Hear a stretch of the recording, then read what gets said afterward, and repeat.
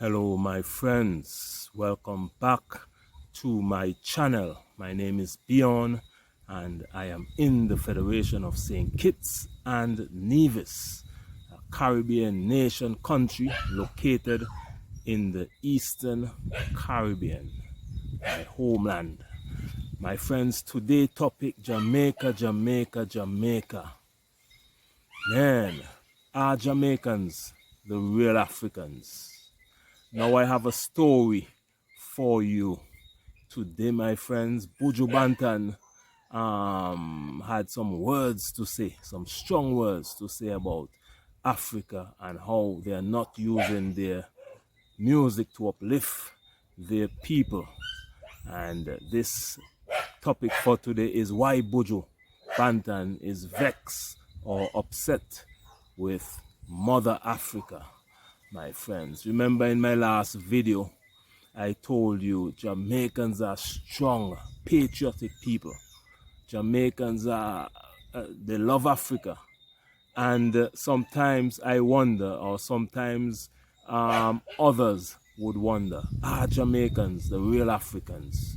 My friends, I'm gonna show you a video clip in a while with Buju Banton speaking about why he's not happy, why Buju Banton is vexed with Africa for not using their power, their music to uplift their people. Because the point Buju Banton is making, my friends, is that Jamaica had many artists in the past. Bob Marley, Peter Tosh, Buju himself, many others who dedicated their lives to the upliftment of Africa and the liberation of Africa. But Africa is a continent with 54 countries. Nigeria the largest. Nigeria has Afrobeats that is all around the world, and all they're doing is singing party songs and make money and all of that. That is what Buju is saying. And Buju has a point, because if Africa would use some of their music to uplift themselves and to liberate their people, Africa would be a better place. But Buju is saying Jamaica is not even in Africa, and they are trying harder than Africa itself to liberate Africa. They have more passion. So my question to you today, make sure to comment in the comment sections. Are Jamaicans the real Africans? If you're watching from Africa, let me know what you think about this topic. Are Jamaicans the real Africans, my friends? And I did a video previous to this one, why are Jamaicans so strong, which I highlighted the history of Jamaica and how they participated in the liberation of the African movement, the African people. Now check the video in the video before this one. Go on my page, check it out, and you will see that one. My friends, make sure to subscribe to my channel if you haven't done so already. I started my live videos. Make sure to check out on my channel. You will see some live videos that I did. But Buju Banton has a point, and I will switch to that clip in a moment's time. That clip is about 5 minutes long. Buju Banton had an interview at a radio station in the USA, speaking about Afrobeats versus reggae music. And what Buju is saying, reggae music is still strong. Reggae music is the king's music. That is what Buju Banton is saying. And I have to agree with Buju Banton, because reggae music is about African liberation, the strengthening of black people. You know, but Afrobeats, I love Afrobeats myself. It's good for partying, and it's good, it sounds good and everything. But what Buju is saying, use some of your strength. You don't have to make every song about African liberation, but dedicate a percentage of your songs to liberate yourself in Africa. And what I find fascinating also, Nigeria, let us compare Nigeria versus Jamaica. Nigeria has a population of over 200 million people, almost 250 million people. And in a few years' time, Nigeria is projected to have more people than the USA. So that is how big Nigeria is. Nigeria is powerful, but Nigeria is not using its strength to liberate Africa. But Jamaicans now are only 3 million people on the mainland of Jamaica, and the diaspora is a little bit more, but it's much smaller than Nigeria, 200 million. But Jamaica is using its power, is punching above its weight to liberate the people of Africa. I am from the Caribbean island nation of St. Kitts and Nevis, 2 islands, 1 federation. We're in the Eastern Caribbean, but Jamaica is our big brother. Jamaica, there's no Caribbean without Jamaica. Jamaica makes up the Caribbean and make the Caribbean strong. So a stronger Jamaica will be a stronger Caribbean. That is why I like doing videos about Jamaica, because I'm bridging the gap. The mission of my channel is to bridge the gap between Africa and the Caribbean. And to do that, our Caribbean islands must be strong and united in order to gather strength to bridge the gap between Africa and the Caribbean. So let's give the a little history of Jamaica. Jamaicans were captured and sold into slavery hundreds of years ago from West Africa, somewhere in the region of Nigeria, and sent to Jamaica all the way across the Atlantic Ocean, which took many weeks to reach the Caribbean. And that is why Jamaica, black Africans are now in Jamaica, which make up the Jamaicans. So, but Nigeria was never sold into slavery. So Nigeria should be much stronger than Jamaica today, because Nigerians were never sold into slavery. You have a much bigger population. Nigeria is much richer. Nigeria has many rich people, many millionaires, more than Jamaica. So Nigeria can liberate Africa if it tries more than Jamaica. Nigeria can do much more to liberate Africa than Jamaica. But Jamaica is small, 3 million people, but doing more. That is why Buju is very upset with Afrobeats and Nigeria. And if you sing Afrobeats, make sure to sing some of their song. Burna Boy, I'm depending on you, man, Burna Boy.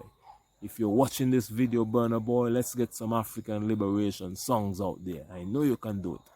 But my friends, thanks for watching this video. I'm going to switch to the clip right now, which will show you the interview between Buju Banton and an American radio station, which Buju was very upset.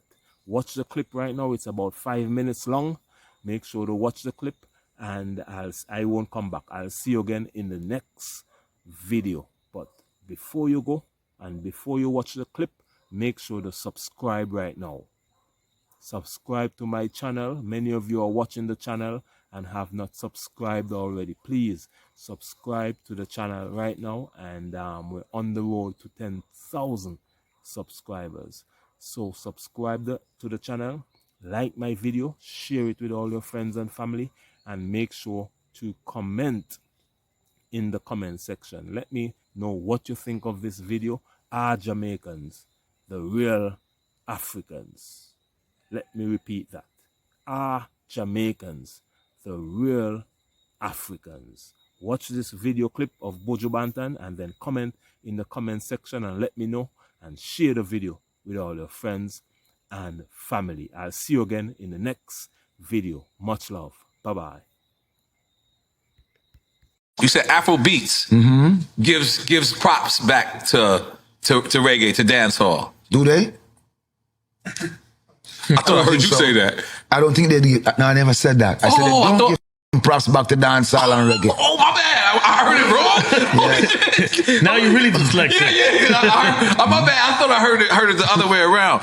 But then I heard you say, because I heard you say Afro beats. I thought I heard you say that. The Afro beats, like, pay homage. The greatest musician out of Africa was Fela Kuti. Yeah. Fela Kuti. Lucky Dube from South Africa. We had Salif Keita. We have Youssou N'Dour. We have Baba Mal. Now, no one wanted to go beyond the pale of what those brothers was doing. I went to Africa in 1991 and I spent like 3 weeks constantly at the universities under baobab trees. In Kenya? Educating people from Ghana, all over the continent about reggae music and dancehall. But I was happy when they came to their senses to realize that music is the bridge that's going to connect us. But what I was disappointed in, they didn't try to connect with Jamaica the roots. They connect with everyone else except us. And you talking about Afrobeats? Yes. Okay, continue. Sorry. So they connected with everyone else except us. But when we look at what they're doing, their music is not free in Africa. It's free.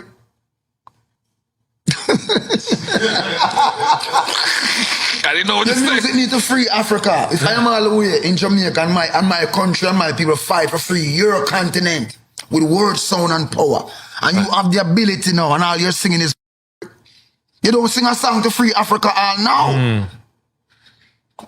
We need them bringing this to the forefront of your mind, but we desire more from them. You want the money? Go get it. But what's going to be said about you later on and your posterity? You didn't make any impact.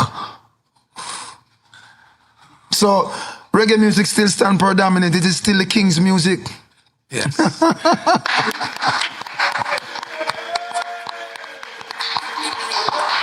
I can honestly say I wasn't ready. I wasn't ready. Not the way you set it up. You set it wrong to start with. I might have heard it wrong. But then I also heard you say, and this is something that I've really listened to you. Let me ask you a question. Okay, yes, please. I'm in. Tell me one Afrobeat song that can uplift us. Uplift us, take us from... Kenya is suffering. The young men of Kenya are revolting. South Africa is on Sudan, South Sudan, you name it. But which one of these songs can I relate to for a peace of mind to tell me that I'm in the struggle and we are going to be better in the struggle, and even though the struggle is hard, we're going to overcome? Tell me. You know what? So, I don't think I can. Reggae music. Right. Listen, a lot of culture vultures out there. We have sat and we have watched reggaeton taking reggae music. I was going there. I was going there. Let's finish with Afrobeats and then let's go. Our music so hard and stolen our culture. I'm not knocking nobody, but you don't give us no respect, mother. Right.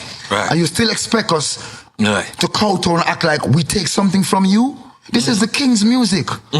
Your music shall come and it shall go, because it has nothing to do with soul. It has nothing to do with building energy. Our music is time marker. You can remember when you went on your first date, when you had your first, when you marry your wife, when you go to the first dance, it's time marker, because it's the king's music. Yes. You can remember when you're happy. You can remember when you're sad. Yes. You can remember all the things because there's a music to mark that time period. Right. But everyone wants to take from reggae. You want to ostracize us, underpay us. Let's just stick on Afrobeats for a second. That is direct from reggae, though, right? No. Really? Afrobeat is from Africa, but the influence, you know what I mean? But, and I'm sure that the Afrobeat artists will say to you, oh, Afrobeat has nothing to do with Jamaica. And we'll say to them, our music has everything to do with Africa. Right. We don't dichotomize. We don't separate ourselves from Africa. No point, no time, no day. Because the drum in our music is what speaks to our soul. I think the drum in your music speaks to your soul. But what are you saying? It's important for you to, it's easy for you to have anybody to listen to you. Right. Just don't get that wrong. Right. But what do you have to say to them? There's the hard part. I was thinking about Joanna. I was like, that's not uplifting. I was like, maybe I should close my mouth. Yeah. It's easy for you to have the masses to listen to you, but what will you say to them? You know, we gone from people singing about the freedom that they desire, people singing about the hope of their nation rising to the apex, a hope of their people and the young man them realizing that this is a great nation and they need to take the bull by the horn, to someone who's people want to plunge us back 45 years, 55 years to where it was peons. Now, if you look in sub-Saharan Africa, we see Africa rising up. The brain of Africa has become awakened from Niger, go right through. So we cannot continue in the trajectory like we don't know who we are. Right. And our music cannot continue to be uninspiring. Right. Simple. Right. I mean, they say that all music comes from Africa. Yes. Yeah. But then, so you think that Reggae music come from Africa. Yeah. The drum is just that we get a different way of speaking, and our idioms and the way our cadence come across is much different. Right. Because we're able to bend words, and we don't deal with English, we deal with Outlish. Yeah, because English you speak in, and I speak out.